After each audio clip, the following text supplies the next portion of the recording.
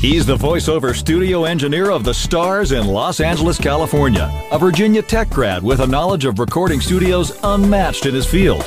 He's a voice actor from Buffalo, New York, with 30 years experience in recording studios and behind the mic. He solves people's home voiceover studio problems in the blink of an eye. Together, there's no studio problem they can't solve, and they'll do it for you tonight. Welcome to East West Audio Body Shop. Now, live from a basement in Buffalo and an office in LA, here are Dan Leonard and George Whittam. Which some people might think is a vitamin company, but no, they are the people that make Source Connect. And we're going to talk all about Source Connect and how everybody's going to have to use it. And it's going to eventually replace... Yeah, I know. We don't know what we're talking about. Yeah, well, we do know what we're talking about, but when it comes to this, let's ask them. They'll give us the straight scoop. All right, now I'm using a new software program, and you know, as it updated yesterday, and I didn't really expect it to. So I've got a new version of Ustream Producer, and it's already doing some weird things, like we didn't have sound for the first 10, 20 seconds, which somebody said, "Oh, there's no audio." So sorry, everybody. We do now actually have audio. Dan, let me check your levels because you looked low. Testing 1, 2, 3, 4. 1, 2, 3. This is a test. I've been studying all day. This is still a test. So we're all set now? That sounds good. That looks good. Okay, so the levels are good. And okay, that was a good rehearsal. Why don't we try this again? Yeah, let's try it again. Okay, let's go to the opener. Okay. And here we go. He's the voiceover studio engineer of the Stars in Los Angeles, California, a Virginia Tech grad with a knowledge of... Yeah. We're here. Hi, I'm Dan Leonard back east. And I'm George out here in the west. And we are still East West Audio Body Shop. That's right.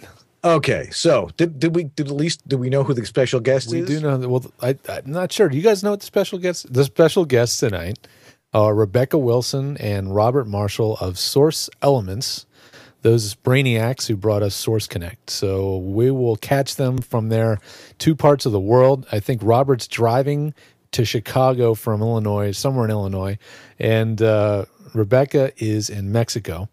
So we are really covering the globe right now. Sitting on a nice veranda somewhere overlooking the ocean. Exactly. So that's going to be nice. We'll get a little bit of the straight scoop from them as to what's new in Source Connect, what we should be looking for, and you know why it's going to be absolutely the next thing to take over for ISDN any day now when they pull the plug. Any day now. I can't wait. Also, we've got a couple of interesting things to talk about tonight. And remember, you can ask questions anywhere along the line here. We're watching in the chat room. If you've got a question, feel free to write it down. We'll be glad to answer it, especially about something we're talking about or something perhaps you want to talk about. It's not like we're just out of time on this. We've got oodles of time. We can sign off whenever we want. We're not on network time. That's right. We're not waiting for the top of the hour to come up, and it would be this way. It'd be the top of the hour to come up, and then NPR News coming in. Oh crap, I got to get in there. Goes back a long way to my college days, back when dinosaurs roamed the earth. Anyway, we have a couple of questions that were submitted this week. One was about cables and questions about mic stands, and we also want to talk about noise floor, because everybody's always wondering about what is this noise floor? Why is it referred to that? Why is it a problem? Well, if you listen to as much audio as George and I do, you'd understand it's a real problem. But let's get into our first question. Well, actually, I think we had to do our normal thing. What an exciting things have you done in the world of technology this week? Or with Ella? Yeah, well, let me think. I've done some troubleshooting for some people. I've done dealing with ACX, which I think will definitely be a topic for the show in the upcoming future. We'll talk. We may have a whole show dedicated specifically to ACX because there's so much to talk about. I think we probably should. Yeah, I think so. But so I'm dealing with ACX and learning about what their expectations are, and I have clients asking me about it, how to better achieve the quality that they're looking for, what quality are they looking for, that kind of stuff, and set up a new computer for somebody. His 8-year-old PowerBook, not PowerBook, but Power Mac G4 finally kicked the bucket and we replaced it with a new Mac Mini. And it's just hilarious to take this 50-pound G4 tower, you know, this noisy, heavy, hot thing, and replace it with a computer this thick, you know, which blows the doors off of that thing. I mean, it is so much faster. It's unbelievable. Yeah. And, you know, it's just, it's hilarious because he has a rack where the computer was, and now there's this little computer sitting on a shelf. I mean, he just can't believe it. And it still blows my mind, too, about what the capabilities are out of such a simple computer, what looks to be a very simple computer, but really on the inside is mind-blowing in its capability.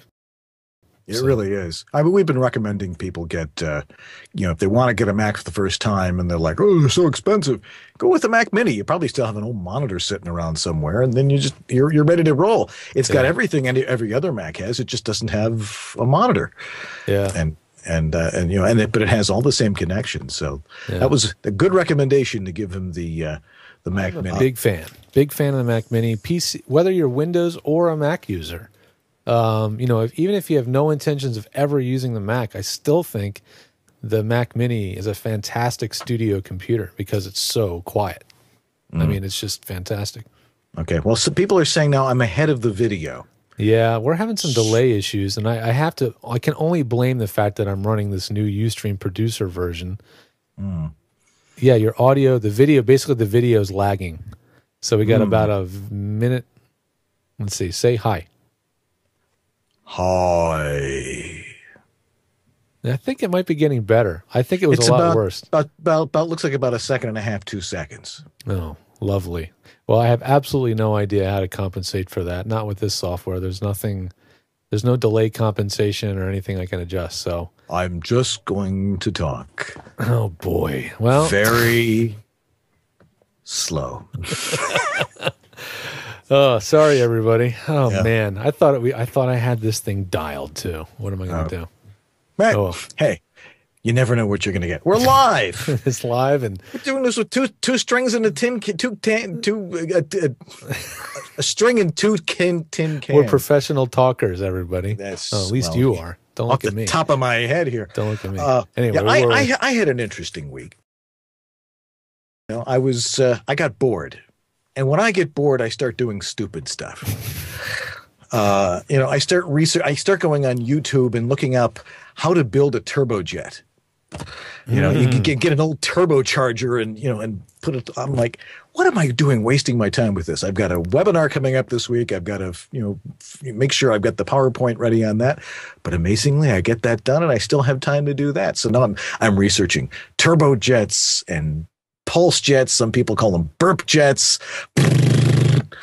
You're all spirit. What on earth is this guy talking about? This is what happens when you get bored. You know, and the kids are at school. I'm like, what can I waste time with now?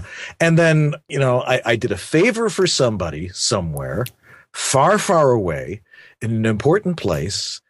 And it came back to me in the form of lots of work. All of a sudden, people are hiring me. I mean, I've been working all along, but I was waiting for another project to come along. 2, 3 big projects, just like that. Do favors for people. Pass it forward. It comes back to you. Mm-hmm. Anyway, okay, so we've wasted about 10 minutes with that. So anyway, let's get into our first question here, finally. We had a question this week. I think it was from, who was it that asked the question about cables? I think it was Jan. Yeah. Jan. I think maybe it's Jan. It's a Jan, guy. Yes. Mm-hmm. Yeah. Jan Anderson asked this question about cables. And he said, should you buy monster cables or, I mean, we're talking your basic, your XLR plugs. Right. Do you buy the really expensive ones or do you go with the cheapos? Right. I'll let you tackle that one first because, we've both had interesting experiences with cables. Yeah, I'm kind of a cheapskate. So, I'm not the one who's going to go out there and usually recommend that you drop the $50, $60 on a monster cable. I have a little bit of trouble with monster cable. Basically, they started out as being, one of the first companies to realize that you can actually market cable. to people, average consumers, like speaker wire and stuff like that. Right. And then they crossed over into the pro world and said, well, if we can do it to consumers, we can do it to pros too. Right. And what they do is they just mark their stuff. They mark their stuff up like crazy. I mean, you pay an astronomical amount of money for that monster brand. And at the end of the day, most of what you're paying for is the brand and maybe some very, very, very thin gold plating, which does not necessarily make all the difference in the world. And it's a big sales gimmick, I think. And then they'll have sometimes a really thick insulation jacket on the outside. This is the way I think about mic cables specifically, in regard. I'll talk about mic cables first. Heavy duty mic cables are best used for touring, live, on location production events where the cables go through a ton of torture. They're being coiled, uncoiled, moved constantly, trampled on, anything you can imagine. These cables go through a torture test every single show. That's where the extra money, I think, is better spent on a really heavy duty, beastly cable. But for home studios, it's not necessary that for this cable to be of such heavy duty quality. Now, the cable does have to have, at the very least, very good quality connectors. And if that cable doesn't have Neutrik or Switchcraft brand connectors on the ends, that's probably your first clue that you may have some problems. Yep. The Neutrik connectors, oh, geez, I should have brought one out. Maybe I'll grab one during the break. The Neutriks connectors have sort of a round barrel with a plastic locking collar that kind of holds everything together. It kind of twists on. And the Switchcraft looks a little bit more like this style connector where you've got a screw holding the thing together. Those are sort of the two industry standards of connectors. As long as you've got one of those two, you should be in pretty good shape. But the connector is usually the first point of failure for a cable. Yep. The other thing is using a cable that's not too long. You want to have a cable that's short, just long enough for the job, especially when it comes to the mic cable, because the signal from your microphone to the preamp, that's the most critical cable run. That's because the signal coming from your microphone to the preamp is at an extremely low level. The power coming out of the microphones are very, very low voltage.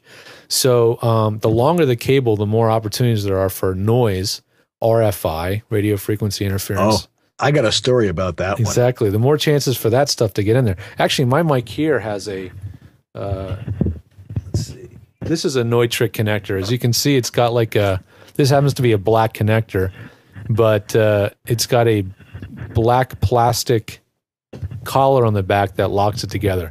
These are really, really excellent quality connectors. So I really look at the connectors first and foremost. There are occasions where a cable that's that has what's called a star quad interior, where there's actually two pairs of wires twisted together for plus and minus. Those can sometimes be worth the extra dough if you're like really close to a huge radio transmitter, such as the CN Tower. Yes. And I plan on playing a Bad Audio of the Week clip later that will demonstrate that exact problem. Yeah. The cables are the things that are causing problems, and generally that's the first thing that's going to fail the lines there. These little USB cables are they're made very, very cheaply, mass produced, and it's amazing how often just swapping out a USB cable fixes a really weird glitch, something that's really hard to pin down. Or never overlook the USB cable. It's an extremely inexpensive cable to replace. And also it's another thing that if it's too long, USB cables are also really sensitive to length. Sometimes the longer they get, the more glitches you have. Of course, noise can start to become a problem again too. But yeah, cable length is important. Keep them short as you can. And just do diligence. Due diligence. Maybe once a year, unplug things, maybe clean them with a little bit of contact cleaner, and and put them back together. Well, it seems like we were still having some audio problems. Somebody tell me, when did I stop talking? No, you're still You're still are there. You sure? Oh yeah, you're sure? still there. It's just a delay issue. Oh, okay. It's the screen capture. When I look at you're perfect. Yeah. Okay. Well, thank you. I knew your Skype feed is perfect, but the screen capture where it goes from Skype into Ustream Producer, there's a delay being introduced there that never existed before. Okay. Okay. All right. When we went full screen, apparently the audio went. Oh, you're kidding me! Really? That's what Trumpet Guy is telling us, and we know we have to trust Trumpet Guy. I can't not trust Trumpet Guy. He's my dad, everybody. So that whole section where Dan was talking, wow, that whole section we missed. People didn't hear the story about the remote I was on? Just raise your hand. No, nobody heard the story. Nobody heard the story because I just saw what was wrong. Oy vey.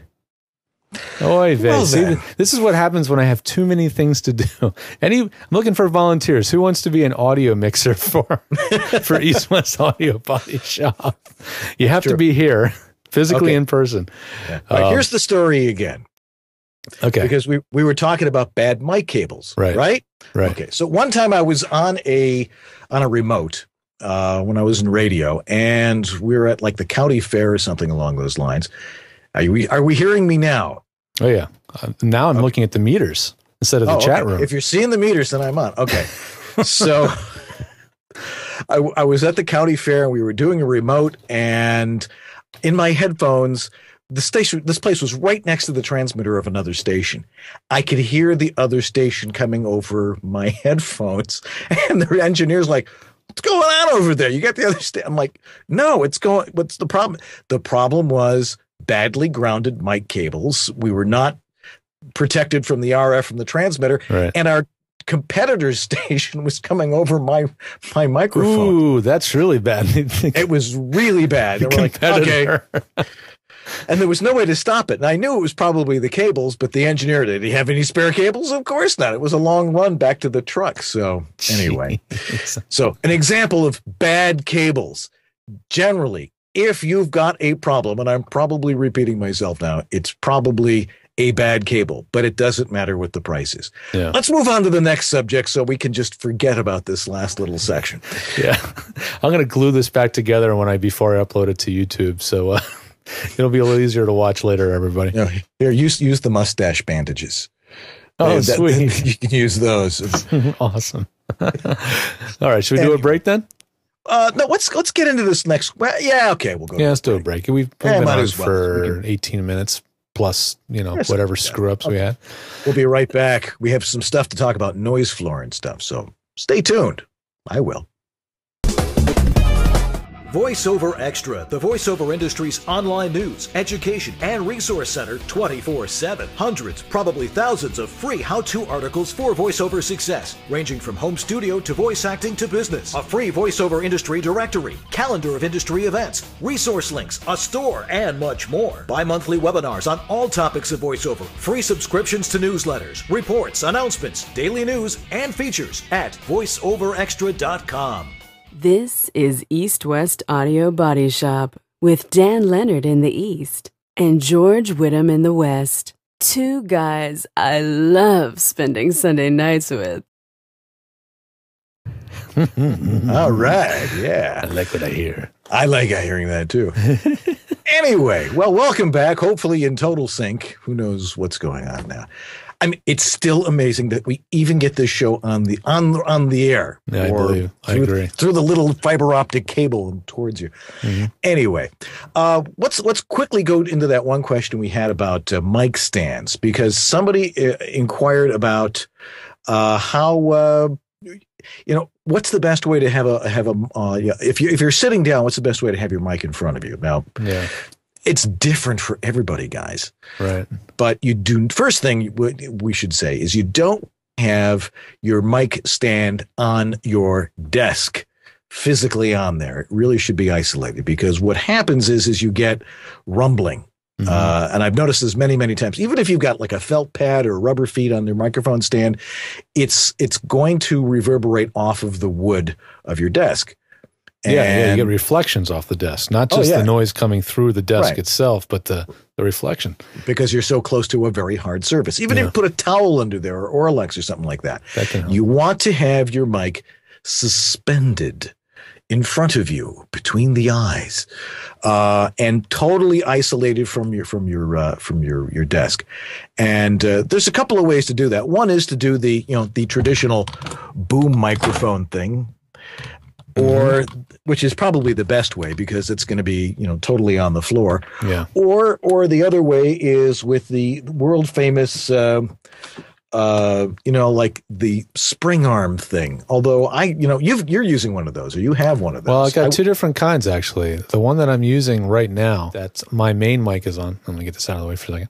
Okay. This stand is actually a rigidly attached boom arm that doesn't have any springs, and I'm afraid I'm gonna knock my camera down when I do this. But this one just is a fixed arm that goes straight to the corner of my desk, and if I tap on my desk, you get a little bit of transmission into the mic, but I also have a suspension on here to reduce that. But also, I'm away from the desk. The desk's a good 2 feet in front of me, and I'm using extremely directional, dynamic mic, so I can get away with it. Now, the other mic boom I have is your more radio station style spring arm one. And if I turn the camera this way, you can see more of that. It's like the Pixar logo. yeah, the Luxo. Without the lamp. Luxo, yeah. Luxo was the company supposedly that developed this design of an arm. And but this kind of arm is really cool because it is very flexible in its position. You can set it up on a desk and have it be useful, usable for sitting and standing if you set it up correctly. So you could be working at your desk for long narrations like this, and then you can raise it up to a standing height right off the desk. So that's a pretty sweet rig. But then once again, both of these are attached directly to the desk. And, in a home studio scenario, if you can get it off the desk, Dan has the right idea. I mean, it really does help isolate the microphone as well as keep reflection away from the desk, away from the mic. What was the brand name of that thing? Oh, this particular one? Yeah. This particular one I actually got off of eBay, and it's actually kind of a junky one. I'm not happy with it. It's called the Q mic, letter Q, M-I-C, arm. It's very stiff. It's very hard to move. It's just very cheaply made. But the good ones are made by Rode, Heil, who makes the Heil microphones. They have a nice, microphones, right? Yeah, they make a nice arm. It's about $100. And then another big company is OC White, letter O, letter C, White. They make, I think they're probably one of the longest running makers of these things. If you want one that has no external springs, because you're afraid the springs may resonate, which can occasionally happen, then the Rode or the Heil, those have no external springs at all. Right. They're internally or not, I think they're internally sprung or something. No springs to worry about. Yeah. Yeah. I have one and I use it sometimes. I used to use it when I was doing webinars and stuff like that, because it's like being back on the radio. And I've actually gone back to my buddy here, who is the boom arm here, because it works so much better. Yeah. When it comes to total flexibility of position, having a true mic stand with boom is really the best way to go. And especially for standing height. You can get the mic way up high, way out of the way. Now, I do like using these sprung arms inside a small booth, like a whisper room or in a little tiny closet. But attach it to the wall. Yeah, attached to the wall, exactly. And you can get little wall mounts by Luxo. I think they're actually made by Luxo. And you can get a wall mount that the boom attaches to for like $15. And it's fantastic. Nothing on the floor, nothing to trip on, nothing to accidentally bump into with your feet. And when you want to get out of the booth, you just swing the mic up against the wall, and they work fantastic. Exactly. Okay, let's move on from that. We probably beat that one to death. Oh, we can talk on that. Give us any topic, and we will talk it to death. There's a couple of suggestions popping up on the chat room too. Yeah. So I can't endorse any specific thing on here, but you're welcome to click through and see these items. Somebody mentioned the mica. I know that unit. That's a really nice arm. about triple the price of everything we've mentioned so far, but there's a reason for that. It's made by Germans in Germany. It's very quiet. Yes, it's very quiet, very nice. Yeah. Very nice. And speaking of quiet, there was also some questions and discussion about noise floor. Yeah. Let's talk a little bit about noise floor. Sure. What is noise floor? Now, at Savoa, the Society of Accredited Voiceover Artists, we talk about noise floor a lot because it's a real critical factor in a sound of your studio. Now, there's a natural ambient sound in anybody's studio. So that's the unique thing about a home studio. Every environment is totally unique. There's different sounds that go on in there.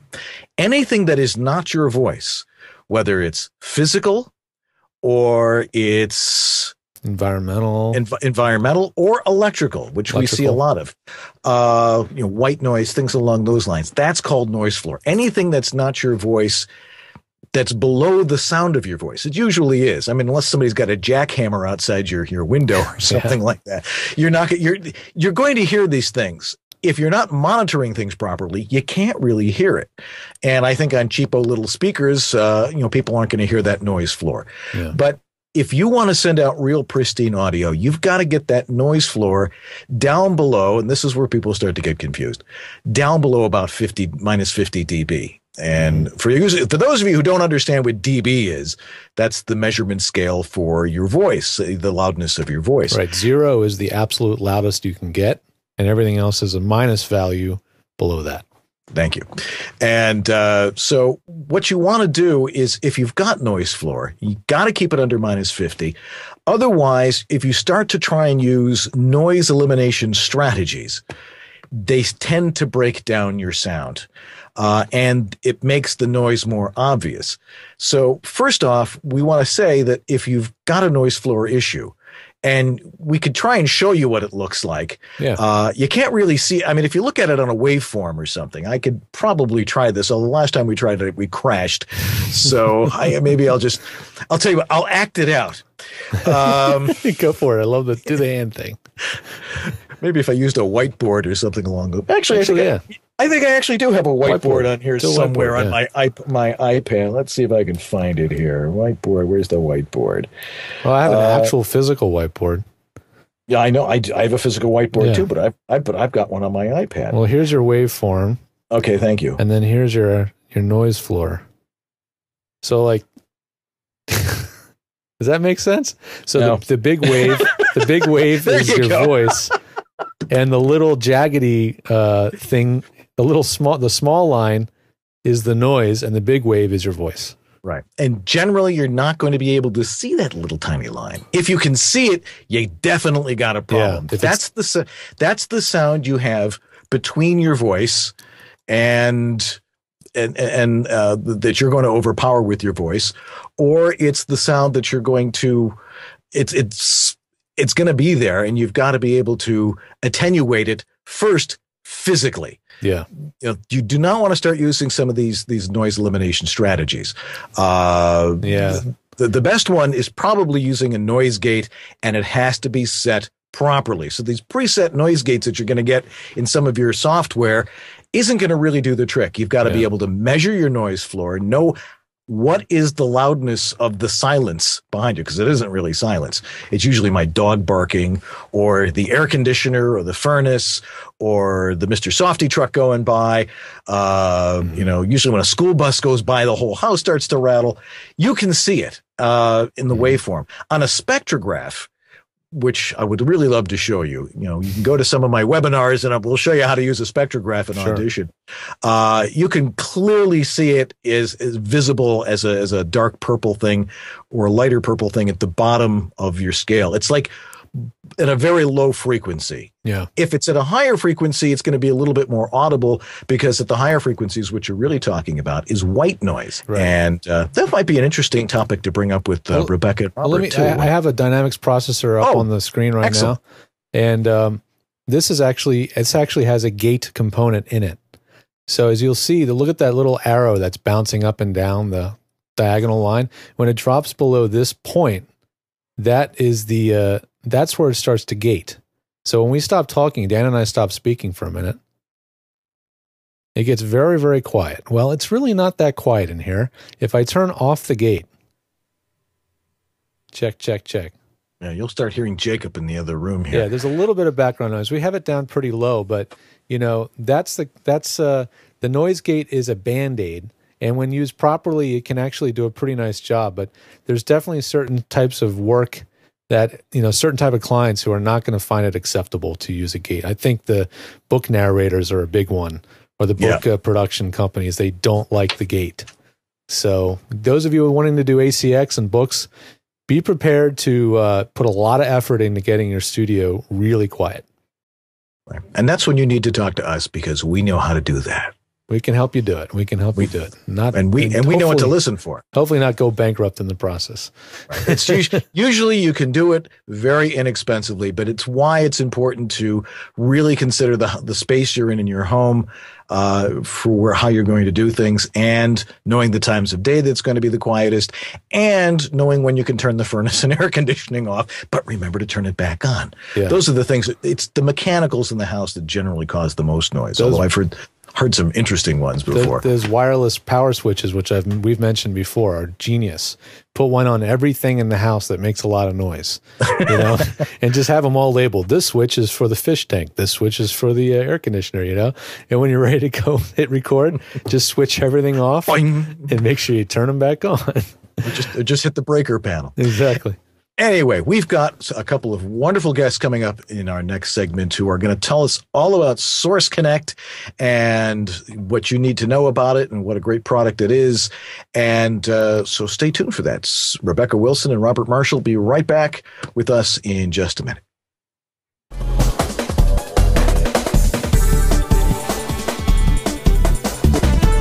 El Dorado Recording Services. Randy Thomas chiming in. This is Alex Verdi. Hi, this is Bill Ratner in Los Angeles. Hi, this is Scott Rummel here in Yorba Linda, California. Hi, my name is Rick Wasserman. Hi, this is Tom Kane. Hi, my name is Vanessa Marshall. Hi, my name is Zurich. Hi, I'm Mary McKittrick. Hi, I'm Peter McHugh. I was turned on to George by none other than Don LaFontaine, who always swore by his health. George is absolutely awesome. ISDN, Source Connect, Phone Patch, FTP, you name it, George has set it up. It's really the best thing I've ever done for myself. I feel free, safe, fearless, like anything is possible in here. Unless you like to look for opportunities to waste time, call George. And he did all of that, long distance over the phone and the internet. I'm very happy with George, and I cherish I've got my travel kit, I got my Source Connect, I've got it all going on, thanks to you. Thanks, George. You make it easy.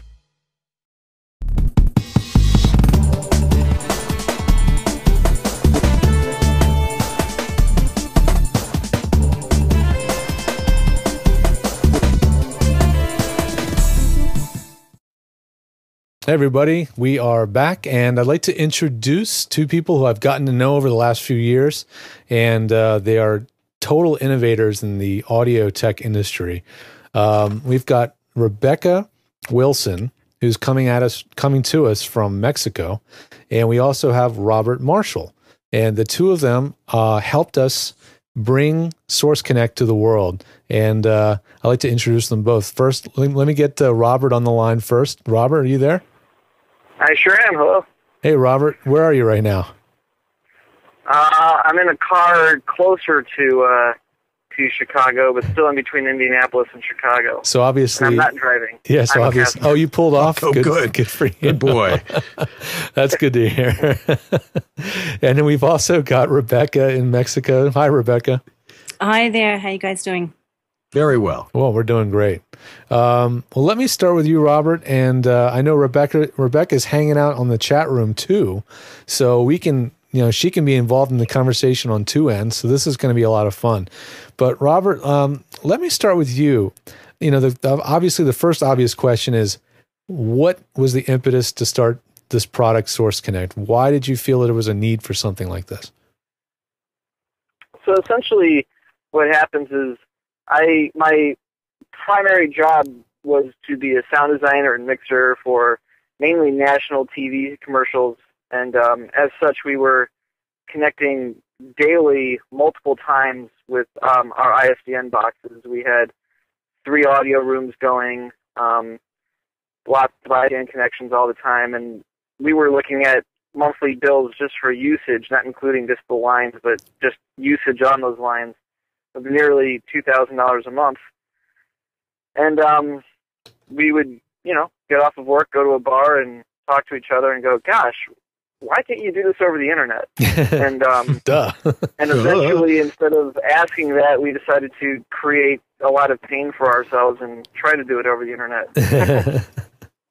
How did it go? I mean, when did you find that you had a product that you could feel comfortable at unleashing on the world? I mean, when did it feel like it was, really becoming a reliable program?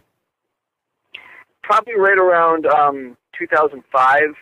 We did most of our R&D between 2000, really late 2003. Mainly 2004 was spent doing R&D, and 2005 is when we had something that was releasable and usable, and then through the years, it's gotten even more stable and easier to use. We've been able to make the product easier for people to set up with their networks and whatnot. But I'd say 2005. Okay. Maybe I'm putting the cart before the horse, but one thing I didn't have you guys tell us is, what exactly does Source Connect do? Good point. We know, but tell our listeners and viewers, in a nutshell, what Source Connect does what it can do for a voice talent in a studio. So basically, Source Connect can let two parties connect in real time over the internet with essentially HD quality or broadcast quality voice, or audio in general, not just voice. So what's recorded can be used immediately to edit and process and mix, and it basically speeds the process. So we were looking at it as something that was like ISDN, but offered many cost advantages. Right. And it also offered location advantages, because ISDN wasn't everywhere, but internet was pretty much everywhere, or a lot easier to get. Sure. So basically, it's high-quality audio over the internet in both directions with low latency. Exactly. And I have found, in our experience of using it more and more now, I'm starting to find in some cases that it seems like it's more reliable than ISDN. And people would tell me that I'm crazy, but more and more now, when there's ISDN and Source Connect involved simultaneously through what's called a bridge, where you have Source Connect here and ISDN here, and they're plugged into each other. Sometimes it's the ISDN side that becomes the problem. They're like, oh, let's restart our boxes and everything. And meanwhile, the person on Source Connect sitting there going, okay, let's get this ISDN stuff going. So why do you think that is, Robert? I mean, obviously the internet's getting faster, it's getting better, and your software is getting more stable. But why do you think that is, that ISDN isn't as stable as it used to be? Well, I think there's a couple things. Often when I've seen ISDN get troublesome, it's often when you're trying to connect different boxes to each other. So maybe it's like a Prima connecting to a Telos, or things like that. So you do have cross-manufacturer issues that can definitely arise. I've seen it also where a Verizon line won't talk properly to, for instance, an AT&T line. And I've had two Telos extremes, one guy on Verizon, the other guy on SBC, basically, AT&T. Everyone has their boxes set up perfectly exactly the same, but they just won't talk to each other. They won't frame, which is something that you're looking for when you have an ISDN connection, is you need to have a framed connection. Right. And I've had no explanation for that. We just had to essentially give up. There was no, because everyone knows what it's like trying to call the phone company to get an answer about anything. Exactly. And then I'd say the third reason would be just that Source Connect is easier for people to think of. So sometimes when people are dealing with ISDN issues, they kind of shut down, and they're like, it doesn't work, I don't know. But they're a little bit more willing to work with their computer and their software and their internet. And it's just something that's more in the vernacular for people to understand than ISDN. It's a little more tangible. Yeah, just a little more tangible because it's an internet connection, and there are some things that can be done as a workaround. Whereas with ISDN, it's sort of like if either it's going to work or it ain't. There's it's pretty black and white. So, Rebekah, where did you fit into this puzzle? When did you get involved with Robert, and what part of the team do you primarily make up at this point? So Robert and I are old friends, and just intrigued me to start Source Elements. It combines the two things that I love, which is sound and technology. So I'm a software developer, and also I have a degree in music composition. I'm a pianist, and I'm trying to learn the cello right now, but that's a long thing to go. And so it was just the really good timing that I was still traveling, and Robert said, "I bet you can't do this." And I was like, "I bet I can." Can't. Sure, a lot of it is just a moment in time and a conversation we had that this is all about timing. And none of us like to back down from a challenge. You know, we have our pride. I'm sure. Well, Dan Leonard here. I want to ask you a couple of questions because I'm an actual user. George is the guy that sells it and helps people set it up. I'm a user, which sounds really strange, but I use Source Connect. I actually did my demo in LA from my basement here in Buffalo using Source Connect. I've done national commercials using Source Connect.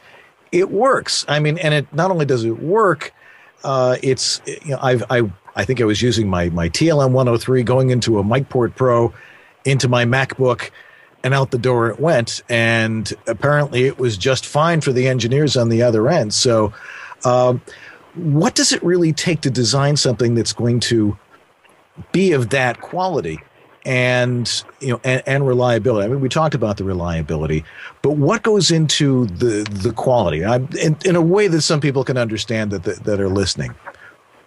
Sure, I can take a little bit of this. The first thing that's necessary is what's called a codec, and a lot of people refer to ISDN boxes as codecs or other things, but truly what the codec is the system. In our case, it's always a software system that takes the audio and compresses it so it takes less bandwidth or less data to still have high quality audio. So the most common codec that people are familiar with is MP3. Right. We're not actually using MP3. We're using MPEG-4. It's pretty much the newest audio codec that offers the best bang for the buck in terms of bandwidth and audio quality. So the first component you need is something to make the audio small enough so that you can push it through the internet. We did that, and of course it didn't work right away, and we found that we had to build a lot of systems around that codec to make it work in real time, and also to deal with all kinds of errors and data losses that inevitably happen over the internet. So we had to build in what's called forward error correction, and we also built in some of our own systems for what we call backwards error correction, which sounds strange, but that's what we call it. Sure. And then finally what we did, because no matter what you do, eventually there's the possibility that the system will fail, even if you're on ISDN. If anyone's heard an ISDN line spike and they've thrown their headphones on the floor when that happens. Yeah. Any long-distance connection has the possibility of failing. So the final thing that we built around it was what we call the Q manager or the quality manager, and that allows Source Connect to track all the audio files that are recorded and then look for any errors that might have occurred, and even though it didn't fix them in real time, it can fix them on the final file that's recorded. So with Source Connect, you're pretty much guaranteed that you have a full quality recording in the end, which really you can't say that of ISDN. If ISDN glitches, the glitch is permanent. Yeah, I've noticed that when doing an ISDN session. Now, you've got a number of different products. I noticed that Rebekah is talking in the chat room about using VST, either through Pro Tools or some other programs. That Source Connect actually works through a plugin, but you also have several different products, and one's a standalone product. And can you explain those a little bit? Because I know the pricing is a little bit different, but a standalone just certainly makes things a lot easier. Sure. So Source Connect began life as a Pro Tools plugin, and we quickly sort of got a little bit of flack for being Pro Tools only, and that's probably my fault because I primarily work in Pro Tools. So we first made it a Pro Tools plugin, which is a plugin format that only exists within Pro Tools.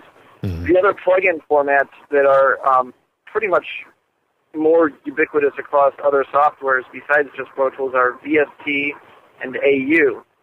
So our idea was to put the software right in the hands of the audio engineer who's doing the recording, and that worked out very well for that audience, for the side of the connection that's doing the recording. So we put the connection right in their lap, right in their software.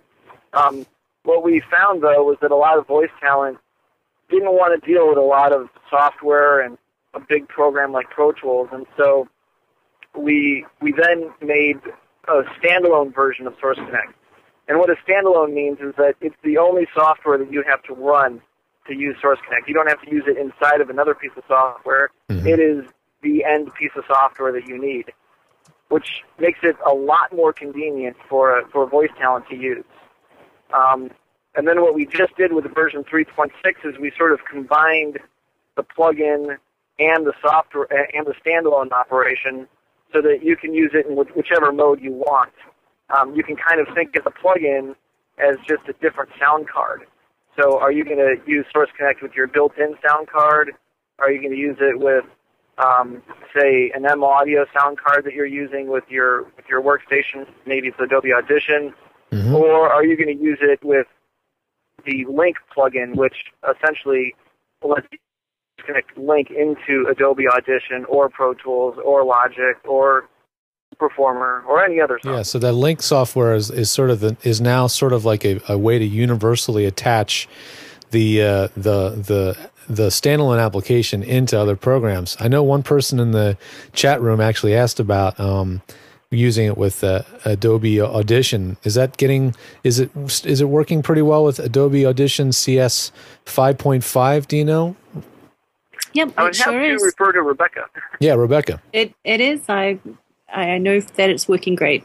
Oh, good, because we have a lot of voice actors now really jumping on CS 5.5, especially since now it's cross-platform.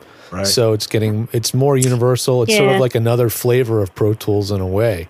We also want to see like Twisted Wave get support for live plugins, because then we could use that, and that would be the perfect joining of great technology. Oh, totally. We had everyone email on. Twisted Wave for us. If all of you email Twisted Wave, say please do this. Maybe they'll put it in an update, and bang, we're good. Oh yeah, they have a polling system where you make a suggestion, a feature suggestion, and then you just get everybody in the industry to go in there and vote it up, and he'll say, "Oh, I think everybody wants this." And it's not a hard thing to do because they've already got plugins in there. They just need to hook it into their internal mixer. Yeah, well, right. That's as a programmer speaking. Yeah. I don't know. The real-time system instead of the file-based system. Sure. Right. Yeah, there's also another great feature in there that I noticed, and and people who I was working with on the other side of the bridge were like, "Oh yeah, you can do that too." While you're doing your session, you can also record it on your end using Source Connect. So if there was a problem, you still have the main file. And that works really nice. You can record with whatever DAW you have. So if you're using Twisted Wave, you can record on the Twisted Wave while in session. Sure. I mean, I would interject and say that anybody doing a live remote session should always record on their local side. Mm-hmm. Absolutely. It's something that sometimes people assume is happening. I can definitely say as an engineer, many times I've been recording and then and this is ISDN or Source Connect or whatever, and and then there's a glitch, and you ask, hey, can you resend that to me or something? You're like, oh, well, we weren't recording. And you're like, huh? You weren't recording? Should be recording. Yeah. Well, I've told clients that if they want to record on their end, they could someday they may save the session, and that could really make a client extremely happy. And if you could even make some money on it if you're really shrewd. But the last thing I'd like to bring up about Source Connect is, of course, the elephant in the room, and that is that you have to use the stinking iLok. Do you guys ever see a day where the iLok will become more user friendly and or just become obsolete, or is it really the only tool that can do what it does when it comes to securing your software? Unfortunately, the iLok is the best at its game currently. And we've thought long and hard around systems that we could use in other ways, and we'd like to probably eventually come out with something that would maybe not require the physical presence of a dongle, but unfortunately right now it's just a matter of the more people use crap software, then the more the software manufacturers are going to gravitate towards systems that work, and it's a very fine balancing act between how much it's an inconvenience for the user versus whether or not the software manufacturer wants to stay in business. Sure. Right. I totally understand that. There's already I would encourage people to not use cracks, and eventually that's what's going to get rid of systems like that. And there's a really added benefit with the iLok, which is, we all have multiple machines these days. I've got a laptop and a desktop, and, I want to go over to a friend's studio and work there. I just take my iLok, and you don't have to worry about being caught out. And that's great. Exactly. As long as I got that iLok. And having two iLoks is useful, so you have a backup.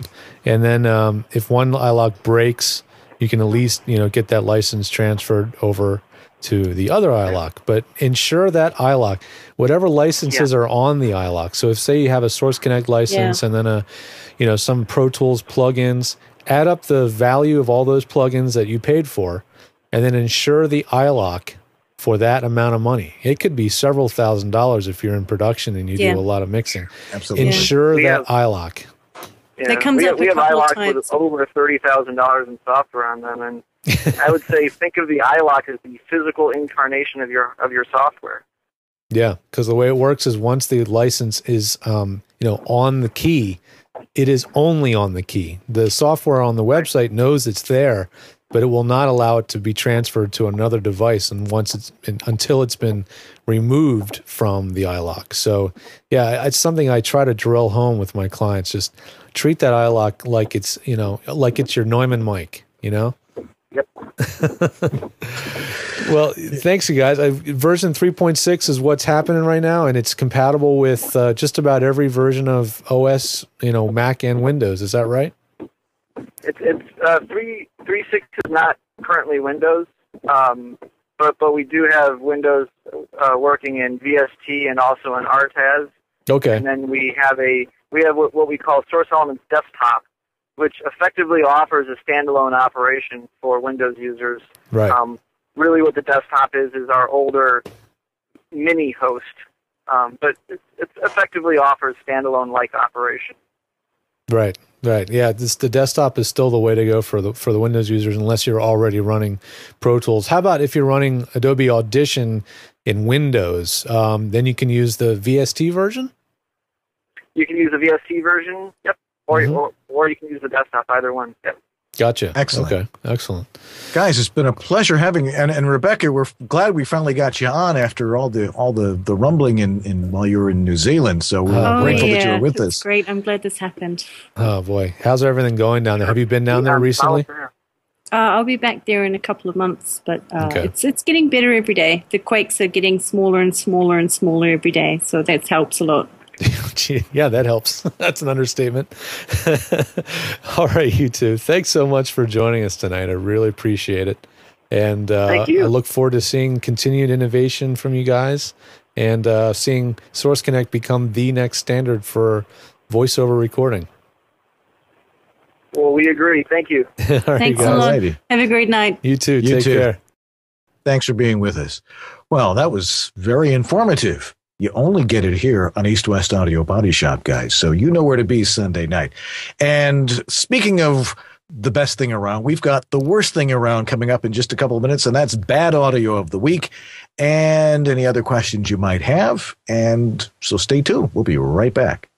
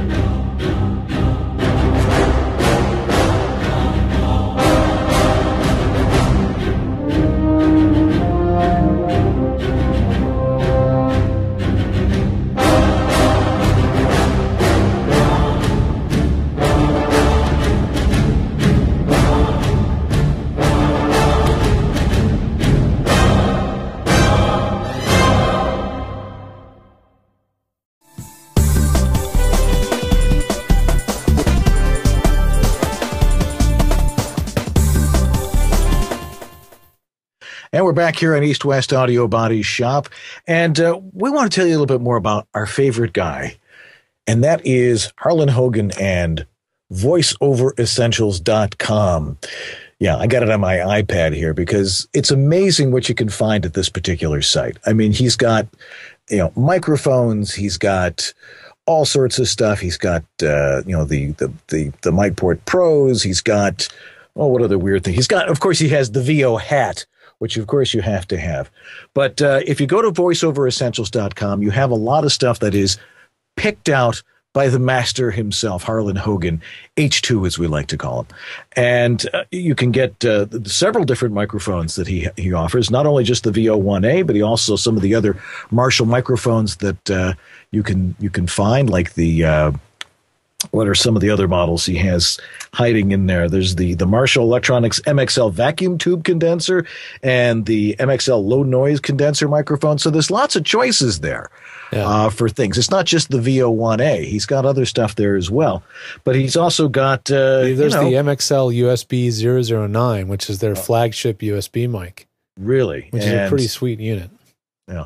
And the thing is you can just go in there and you're not going to have a hard time trying to pick, because it's all with microphones. It's always like you walk into a retail store and I need a voiceover mic. And suddenly, again, you're like at the supermarket trying to pick out mints. You have lots of choices. Harlan's made it easy for you. Just go to his site. And you can link to VoiceOver Essentials from both of our sites, from HomeStudioMaster.com and from Eldorec.com and various other places. But we encourage you to go over there and do your voiceover shopping there, because I hear Ella back there. Oh, we have an Ella monster. Does Ella shop at VoiceOver Essentials? Machines are capable of many things. Whoops. But without an artist, it could... Oh, hey, that was good. Ella, say hi. Hi. Ella, the voiceover thing is on. Hello? Was your daddy's light on? So it is on. She busted right in. She doesn't pay attention to the magical light. Great to see you, Ella. I'll get her out of here, Dan. You can finish up the spot here. Okay, well, I think we're pretty much... You know where to go, voiceoveressentials.com, and you can get what you need there. Anyway, so we'll just wait for Ella to get out of the room, and we'll get back on with what we're trying to do, which is Bad Audio of the Week, which is coming up in just a moment. I know we have a guest coming up next week, and George knows who that is, but I'm not sure who that is quite yet. Again, if you have any questions, you can email it to us at ewabshop@gmail.com. And the phone number, if you want to call in, is, George, where are you? It is 818 818-47 EWABS. All right. It's also known as 818-473-9227. Yes, and we'd love to have you on and answer your questions like we did in the first half hour of the show today. So anyway, we've got our favorite subject here, and that's Bad Audio of the Week. You guys don't realize, when you're home studio experts and you're servicing people and you're teaching them how to use a home studio, people don't hear what's wrong with their audio. They don't know what to listen for. So we bring you Bad Audio of the Week every week so you can get an idea of what you're not supposed to sound like. Most of these people are great voice actors, but that's what they are. They're not engineers, like many of you out there, which is why you watch our show. What do you have for us this week? We've got a great sample from someone who really knew what they were doing, but they just lived a little bit too close to one of the biggest radio transmitter towers in North America. Oh, in Toronto. Yeah. And this kind of ties into what we were talking about earlier about how microphone cables can make a difference. The quality, when in some extreme cases, really can make the difference. So I didn't have the after for you on this one, but I have the before. And let me play a little bit. What I'm going to do is I got to go into my audio processor here and turn off the noise gate so you can hear every bit of detail here. All right, so that should be good. Let me check that. Okay. And then, all right, so I'll play a little bit of the speech, and then I'll crank it up during the open space between the words and see if we can hear what I'm trying to describe here. But without an artist, a computer is nothing more than an idle paintbrush. All right, now I'm gonna loop the section between the two phrases and crank it up, and let's see if we can hear what I was talking about. It's a little more subtle than I was thinking. Let me just normalize that. Oh, there we go. Now we're gonna hear it.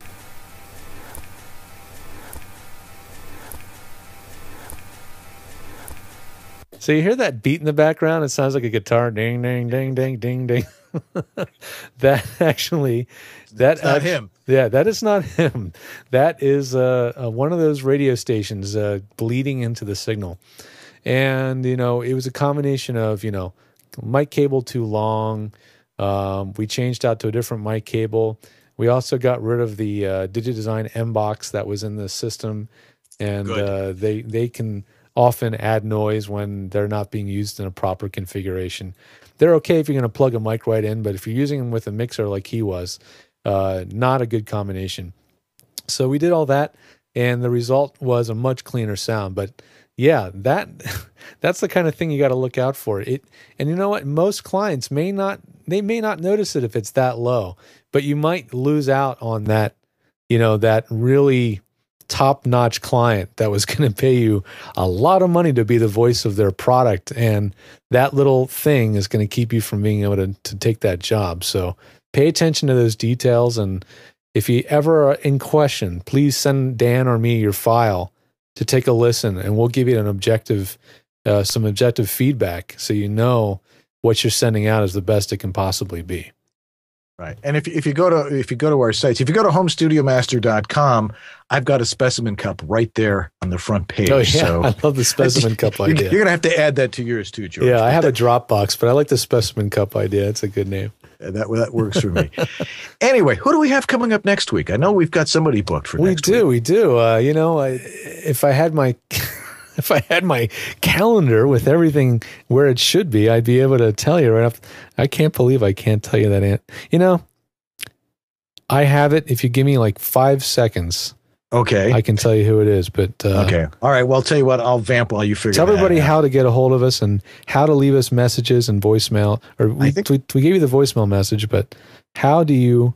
Well, you can write to us. You can communicate with us by email. I'm homestudiomaster@verizon.net.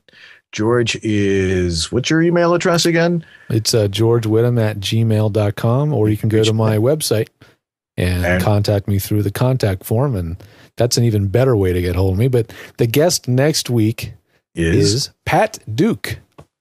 Pat Duke is? He is a fantastic voice talent who now is based in Los Angeles.